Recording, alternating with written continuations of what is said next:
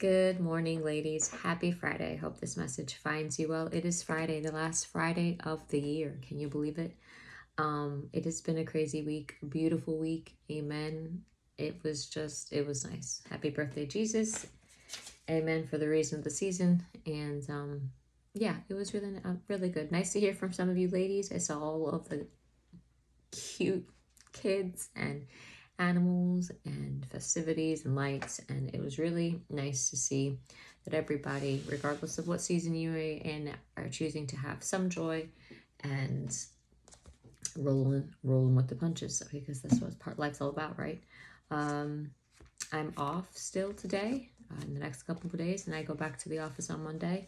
So today Jaden had his last doctor's appointment, and that was bittersweet as well. All good. And yeah, it's just, we'll see where the day goes. But we're hopping on Job chapter 13 and 14 to end this last Friday of the year. And verse 1 goes like this. Behold, my eye has seen all this. My ear has heard and understood it. What you know, I also know. I am not inferior to you, but I would speak to the Almighty, and I desire to reason with God. But you forgers of lies, you are all worthless physicians. Oh, that you would be silent, and it would be your wisdom. Now hear my reasoning, and heed the pleadings of my lips. Will you speak wickedly for God, and talk deceitfully for him? Will you show partiality for him? Will you contend for God? Will it be well when he searches you out? Or can you mock him as one mocks a man? He will surely rebuke you if you secretly show partiality. Will not his excellence make you afraid, and the dread of him fall upon you? And your platitudes are proverbs of ashes, your defenses are defenses of clay. Hold your peace with me, and let me speak. Verse 14, why do I take my flesh in my teeth, and put my life in my hands? Though he slay me, yet I will trust him. Even so, I will defend my own ways before him. He also shall be my salvation, for a hypocrite could not come before him. Listen carefully to my speech, and to my declaration with your ears. See, now I have prepared my case, and I know that I shall be vindicated. Who is he who will contend with me? If now I hold my tongue, I perish. And this says Job's despondent prayer, verse 20. Only two things do not do to me, then I will not hide myself from you. Withdraw your hand far from me, and let not the dread of you make me afraid. Then call, and I will answer, or let me speak, then you respond to me. How many are my iniquities and sins? How make me know my transgression and my sin. Why do you hide your face and regard me as your enemy? Will you frighten a leaf driven to and fro? And will you pursue my dry stubble? For you write bitter things against me, and make me inherit the iniquities of my youth. You put my feet in the stocks, and watch closely all my paths. You set a limit for the soles of my feet. Last verse 28, man decays like a rotten thing, like a garment that is moth-eaten. And we are now on chapter 14. Just so you know, it emphasizes it in chapter 13, verse 24, that the silence of God regarding the possible reasons for Job's alienated state caused his suffering as well as his obvious afflictions. This perceived alienation was more heartbreaking than the loss of his possessions and comforts, and Job cherished above all else his relationship with God. Now we're on chapter 14, verse 1. Man who is born of woman is of few days and a few of trouble. He comes forth like a flower and fades away. He flees like a shadow and does not continue. And do you open your eyes on such one, and bring me to a judgment with yourself? Who can bring a clean thing out of an unclean? No one. Since his days are determined, the number of his months is with you.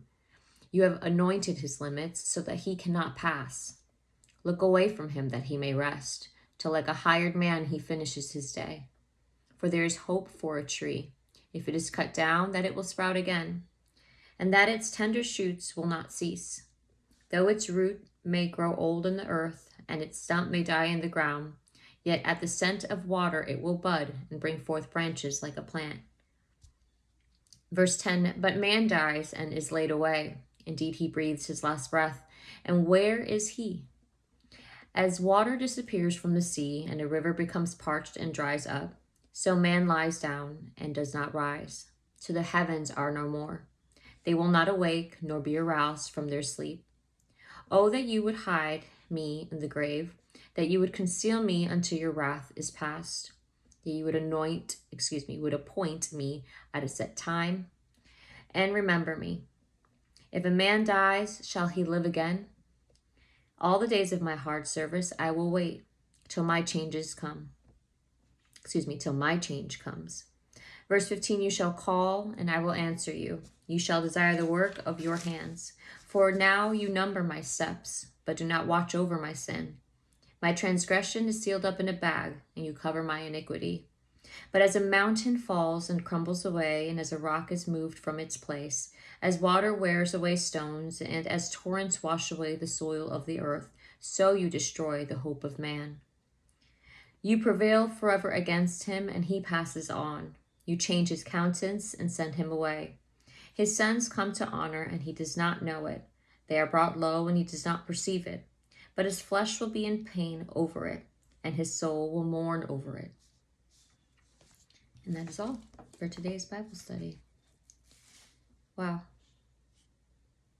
That is it, ladies. That's it. It's a wrap for today. Job chapter. We just read over 13 and 14, and hopefully you can definitely see his pain and anguish.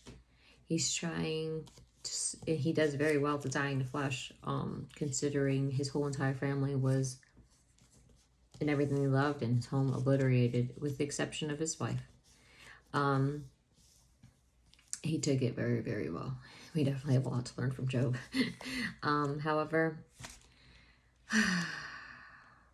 yeah, it's been a nice week. A little tired, not gonna lie. But a good tired.